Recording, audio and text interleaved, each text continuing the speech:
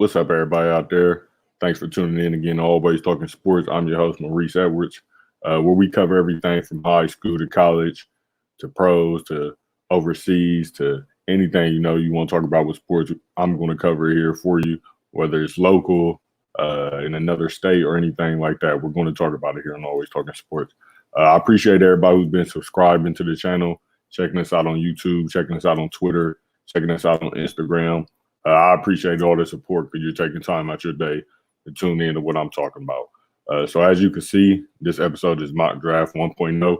I did have to make a little changes because as soon as I made the draft, but did my mock draft, put the video together, San Francisco made the trade a couple of days ago. They moved up to 3.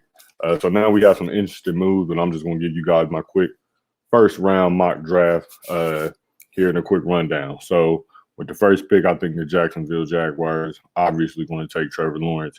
He's a winning quarterback from Clemson.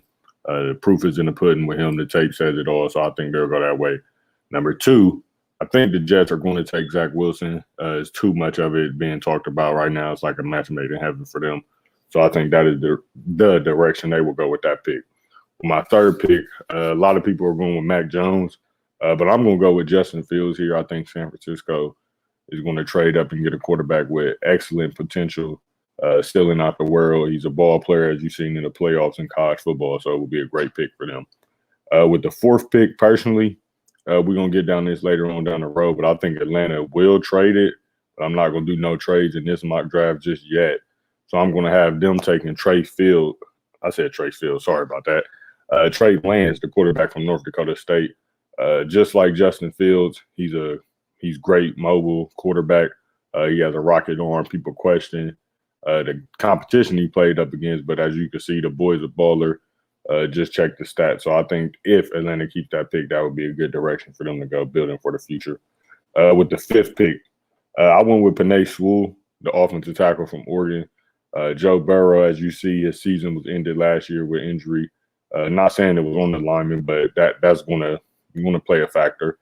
So I think they'll go ahead and get probably the best player in the draft right here with this pick and go ahead and protect Joe's blind side moving forward. Excuse me. With the next pick is the first round, the first of the 2 picks the Miami Dolphins have in the first round. I think they're going to take Jamar Chase from LSU. I know he sat out the 2020 season, but 2019 showed you what he did. Won the Biletnikoff. He gets every ball that's in the air. He makes it his. So I think they'll go that direction and get to somebody to pass the ball to.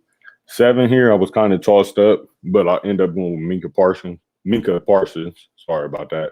Micah Parsons, the linebacker from Penn State. I think he would be a good fit in Detroit. They're trying to start a new culture there. They want to be tough, so why not go in a defensive direction with this pick? 8, Carolina just made a trade for Sam Darnold as well. So I think they'll go ahead and get Rashawn Slater, the offensive tackle from Northwestern. He can play left tackle, right tackle. Go ahead and slide him in from day one. His technique is all there. If you want to see any game, check his film in the 2019 season where he blocked Chase Young. And we all know what Chase Young did at the NFL level his rookie year. So that's to tell you how good Rashawn is. This is where things get interesting because I was kind of caught up right here. With Denver, I had them going with Elijah Vera Tucker, the right tackle, possibly guard from USC, somebody who would get in and fill a need. I wouldn't be surprised if they moved up as well in this draft to get a quarterback possibly. But I think right here they got multiple directions they could go. But in this mock draft, that's the direction I went. With the next pick, I got Dallas. Even though we heard about them loving Kyle Pitts, I think the best thing for Dallas to do is to address the defensive end. I think they'll take Patrick Surtain, the cornerback from Alabama, right here with this pick, and go ahead and help get somebody on the opposite of Trayvon Diggs. With the 11th pick, the New York Giants. This was, I guess you could say this is a risk, but knowing their GM and how they like to draft, they like to get after quarterbacks. I think they'll take Jalen Phillips, the defensive end from Miami, right here with this pick. It's a lot of these defensive end edge guys in this draft who have a lot of potential, stuff like that. We didn't have nobody who had the crazy sack numbers except Greg Rousseau, who sat out the 2020 season and played the 2019. But I think Jalen Phillips is the direction the New York Giants could go right here. And then at 12, this team has a good history with picking tight ends, so why not go ahead and get Jalen Hurts a weapon and get Kyle Pitts to go to the Philadelphia Eagles right here, who legitimately has an argument for being the best pass catcher, period, in this draft, regardless of position, wide receiver, tight end, or running back. It doesn't matter. He's that talented, that much of a mismatch. With the next pick, the 13th pick, the Los Angeles Chargers, always call them San Diego still, so I'm still working on that. I have them taking J.C. Horn, cornerback from South Carolina, who's personally my favorite corner in this draft. I think he has CB1 potential, to be honest with you. Wouldn't be shocked if he was the first corner off the board. But I think he would be a great fit with Derwin James and them boys back there in the secondary for the Los Angeles Chargers. Next pick, the Minnesota Vikings. They could go a lot of ways defensively. I think that's the side of the ball they need to address. I have them taking Kwity Paye, the defensive end from Michigan. I think he has the ability to grow into a 3 technique that could play in a 4-3 potentially for them as well. He could play at the edge on the outside, so I think he would be a good fit for the Minnesota Vikings. With the 15th pick, the New England Patriots, I'm going to have them taking Jalen Waddle right here, the wide receiver from Alabama. I know they signed a lot of guys in the offseason at the position, but with a guy like this and his home run ability, I think it would be crazy for New England to pass up on him. I know they didn't have success. Well, it doesn't look like success right now when they killed Harry a couple of years ago as their first-round receiver. But I think Jalen Waddle is somebody you can get the ball any type of way. He's going to get busy with it. And at the 16th pick, we move on to the Arizona Cardinals. I think they'll take Caleb Farley, the cornerback from Virginia Tech. He has slipped some in the draft because of his back injury that could potentially stop him from going in the top 10 as well. But I think he'll be all good on that end. And the Cardinals are losing Patrick Peterson, so I think they would want to get a young corner to start going in that direction as well for their secondary. Next pick, we have the Las Vegas Raiders. I have them taking Jeremiah Osu, the linebacker from Notre Dame. He has the potential to probably play some in-the-box safety for him as well. He's one of the new hybrid type guys on defense. And, the Raiders, they could really use somebody to come in there and hop in that linebacker. So I think we come in there and play some outside linebacker for him, maybe some wheel, things like that for him, cover some running back, cover some tight end. So he could be a good fit for that Raiders defense. With the next pick, the Miami Dolphins. That could go some ways. I know they did get rid of Shaq Lawson this offseason. So I'm going to have them taking another hometown kid who they seen play in college right here, Greg Rousseau, the defensive lineman from Miami, defensive end. I think he could potentially still put on more size and probably be like another former Miami player in Calais Campbell and move inside, if we're being honest. He has that type of body and frame like that. So I think with the Dolphins seeing him, they'll address that need on the defensive end. Right here, though. I always say the Washington Redskins, but I'm not going to say it. The Washington football team. Right here, I know we heard talks about them wanting a quarterback as well, even though they signed Fitzpatrick in the offseason, gave Heineken an extension. You hear my voice crack right there. They gave him an extension, but I think this quarterback falling to them, just make him hop on it. I think they're going to take, if he's there, of course, and I have him here, is Mac Jones, the quarterback from Alabama, who will be going right here. Washington, they got pieces on offense. They signed Curtis Samuel in the offseason. They got the young, talented defense. So I think they would get their quarterback right here without even having to move up in the draft. With the next pick, the Chicago Bears. We're going to stay in Alabama. I'm going to have them take Devontae Smith. He's one of them players at this point. He's the best player available on the board. To be honest, I don't even know how I let him slip this far in this draft, if I'm being honest, completely honest with you.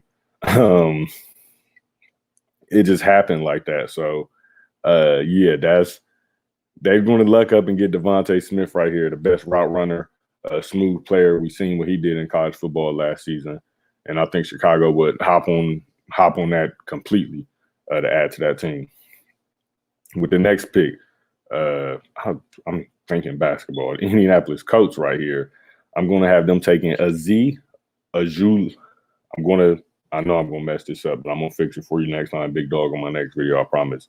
Uh, Azusa Azualari, Azualari, the edge guy from Georgia, wears number 13. He's quick off the ball. He doesn't have the arms you want, but he has everything else. He's quick off the ball. He could cover stuff to run and play the edge. He could get to the quarterback, as you've seen him take over that Cincinnati game. So I think it will be a great fit for them right here. With the next pick, the Tennessee Titans, I did have them going. I had different thoughts here, but I'm going to have them taking Jalen Mayfield, the big right tackle from Michigan. He could immediately step in and play. And you know that's a team they like to be maulers. They want to run the ball with Derrick Henry. So I think that would be a good fit for them right there. Next pick, the New York Jets.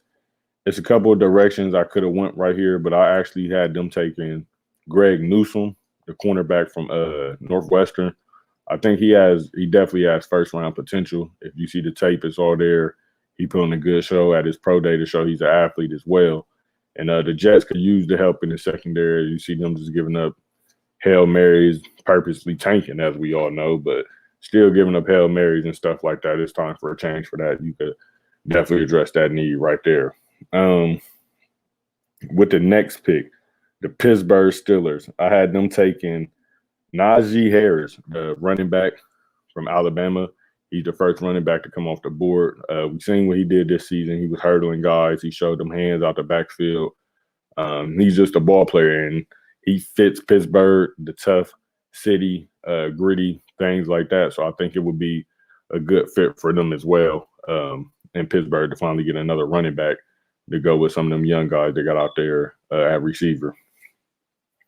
Next pick, we have the Jacksonville Jaguars. So they're this is their second pick of the first round as well. We all know that they drafted Trevor Lawrence with the first pick, obviously. With this pick right here, I'm going to have them taking a defensive need. I'm going to have them taking Jamin Davis, the linebacker from Kentucky. He's a good player. You cut on the film, he shows some flashes to play like Darius Leonard, somebody they see twice a year in that division with the Indianapolis Colts. So I think it will be a great fit for them in that 4-3 defense they run out there. Well, I think that's what they're going to keep running with Urban Meyer. I'm pretty positive of it. That's been his tradition since he's always coached at Bowling Green, Utah, Florida, Ohio State. So him in that 4-3 would be a good fit for them. So Jamin Davis, the linebacker from Kentucky, is who we have going to Jacksonville right here. The next pick, the Cleveland Browns. We have them taking Zaven Collins, the linebacker from Tulsa. He's a versatile linebacker, could do a lot of things. He could cover. He could get to the quarterback. He could stop the run. If you watch the film of him, you see plays of him causing fumbles on the sack. You see him taking 90-yard interceptions back to the crib. He won the Defensive Player of the Year in college football, so that should tell you something. His first team all-conference in his division. In his conference, sorry about that. So he's a hell of a player. If Cleveland could get him, he would be a great fit for that defense. Then the next pick was this pick 27. Yeah, pick 27, we have the Baltimore Ravens. Usually Baltimore, they will get to the point if it comes to the time. It may not be a need, but it could be the best player available, and I will have them taking Trayvon Mooring, the safety from TCU. He's somebody who covers a lot of range back there at the high safety, and that's something they could use. Their safeties are more guys who could cover, I'm not going to say cover a deep range, but more box safety. Chuck Clark, Deshaun Elliott, they're both hitters. So bringing in a safety who'd be able to go sideline to sideline, cover some range would be a good fit there in Baltimore. The next pick is the New Orleans Saints. As we all know, Drew Brees retired. I think Jameis is going to be their quarterback for this year and for the future.